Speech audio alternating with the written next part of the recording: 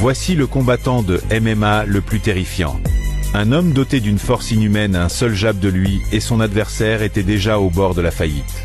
En 18 combats, il a perdu seulement une fois. Ce jour-là, l'arène était pleine.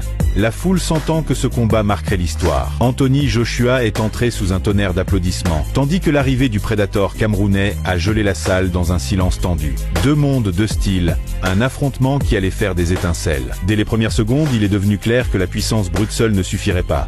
Joshua a combattu avec une précision froide, son jab fonctionnant comme une lance, contrôlant la distance et forçant son adversaire à se mettre dans des angles inconfortables. Chaque fois que le Camerounais essayait d'intervenir avec une frappe, Joshua se glissait hors de danger, le forçant à frapper le vent, puis vint le choc au deuxième round. Un crochet droit violent toucha Ngannou et pour la première fois de sa carrière, le redoutable champion toucha le sol. La foule explosa. Quelques minutes plus tard, Joshua frappa à nouveau avec un direct précis, l'envoyant au sol plus durement. Le deuxième knockdown réduisit au silence même les plus bruyants fans de MMA. Au troisième round, le schéma était établi. Le jeu de jambes de Joshua dictait le rythme. Le troisième knockdown était définitif. L'arène explosa en célébration, un empereur étant humilié par un autre. Le prédateur de la cage avait été apprivoisé sur le ring carré.